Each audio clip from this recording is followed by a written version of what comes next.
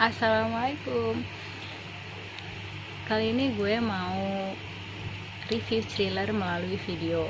Buku yang akan dibahas kali ini sebelumnya sudah pernah dibahas di instastory gue, Thriller Time. Tapi kali ini mau dibikin bentuk video. Yaitu bukunya yang akan dibahas adalah The Fourth Monkey atau Pembunuh Empat Monyet yang disingkat P4M ya.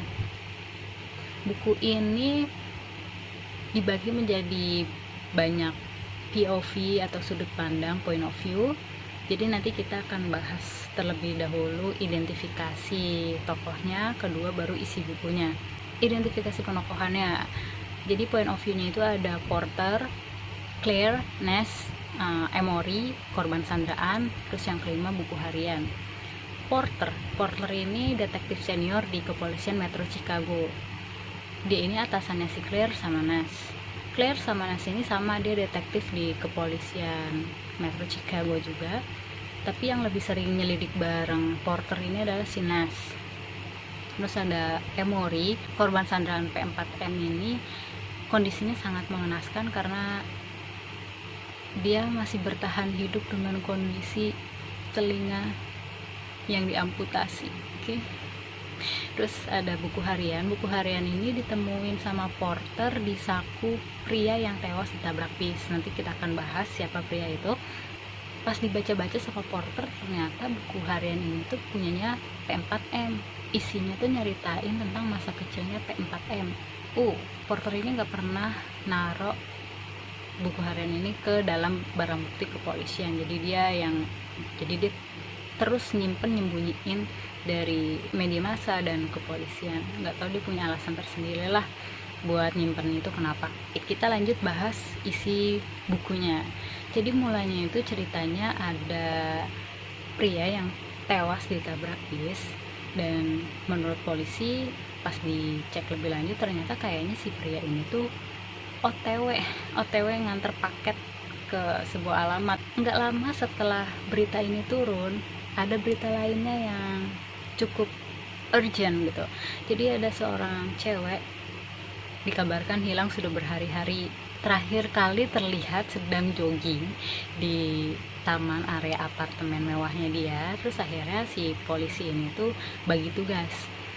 Si Claire dia nyelidikin lebih lanjut tentang Emory, keluarganya Emory. Terus dia datang ke apartemen Emory. Terus si Ness sama Porter, dia berdua ini nyelidikin lebih lanjut siapa identitas asli pria yang tewas ditabrak bis ini.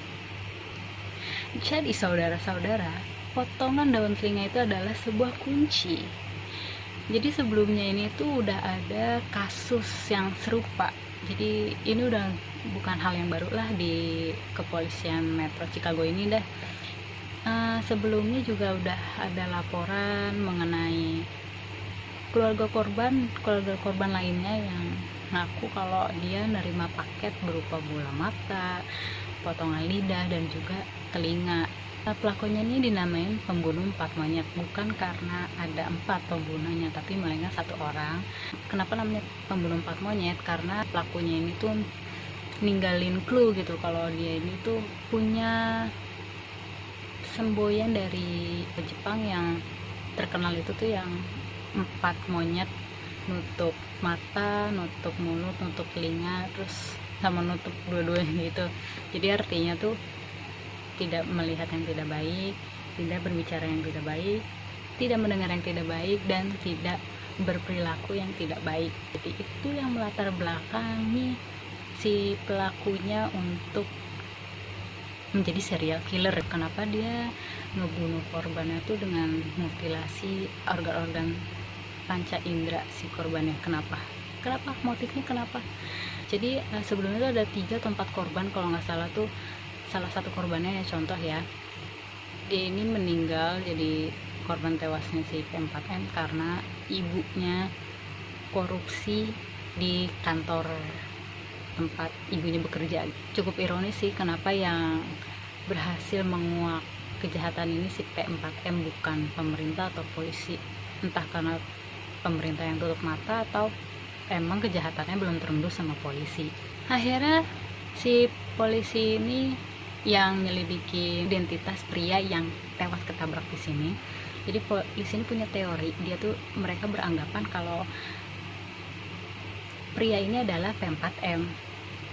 Kenapa P4M? Karena menurut polisi ya mungkin si P4M ini tuh mau menuju ke korban selanjutnya, nganterin paket berupa potongan daun telinga itu ke korban selanjutnya, rumah korban selanjutnya, tapi pas lagi di jalan dia malah apes. Menurut polisi, oh yaudah berarti ini 4M kali ini, dia nih lagi mau melakukan kejahatan, malah sial dia.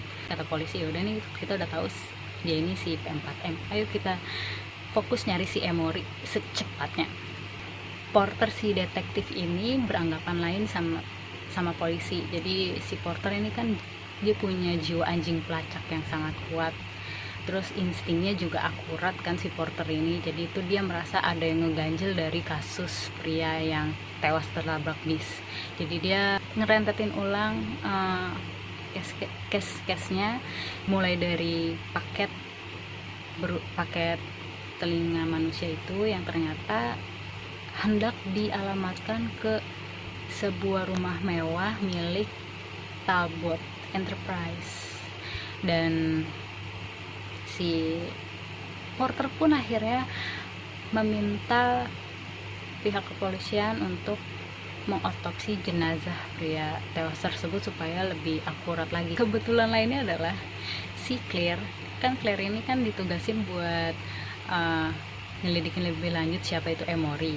Pas dia datang ke apartemennya, dia nyelidiki lebih lanjut tentang Emory itu siapa. Ternyata Emory ini adalah anaknya dari Talbot Enterprise. Bapaknya si Talbot ini yang punya apartemen yang dihuni sama Emory ini, Talbot Residence kalau nggak salah namanya. Nah, ketemu kan tuh benang merahnya ada di Talbot. Kenapa Talbot? Apa hubungannya sama Talbot? Ada dosa apa si Talbot ini sehingga P4M menculik anaknya? Jadi si Talbot ini pas ditelusuri lebih lanjut, dia itu punya masalah perizinan pembangunan apartemen dan perumahan. Di arsipnya Talbot ini tuh ada Dewan Lingkungan Hidup yang ngedemo terkait pembangunan perumahan dan apartemen di lingkungan yang sebenarnya itu lingkungan untuk ruang terbuka, tapi karena si Talbot ini punya duit banyak dan punya privilege, jadi dia nyogok pemerintah supaya menghentikan aksi demo dari Dewan Lingkungan Hidup ini. Si Dewan Lingkungan Hidup ini tahu Talbot ini nyogok pemerintah, akhirnya ya udah projectnya si Talbot ini mangkrak bertahun-tahun tanpa ada kejelasan. Talbot nutup media massa supaya nggak ngeblow up kasusnya dia ini ke publik ya. Pas lagi berpacu dengan waktu untuk segera mungkin menemukan Emory sebelum Emory ditemukan tewas, si polisi ini dapat kabar dari bagian otopsi bahwasannya jenazah pria yang tewas ketabrak bis itu adalah mau tahu lebih lanjut baca bukunya. Oke. Itu tadi sinopsis dari buku The Fourth Monkey atau Pemburu Empat Monyet. Menurut gue awalnya tuh jujur ngebosenin, tapi gue akhirnya mencoba untuk nekunin lagi isi bukunya, dan ternyata halaman demi halaman itu makin menegangkan, makin seru. Jadi itu buku menurut gue udah kayak mesin diesel, awalnya tuh diem, tapi kalau kita kayuh terus itu lama-lama akan menjadi panas. Semakin kita baca semakin panas, dan itu seru banget, makanya gue rating ini 4,5. Oke, sekian dulu, nanti akan berlanjut ke part 2, buku kedua dari The Fourth Monkey, yaitu The Fifth to Die.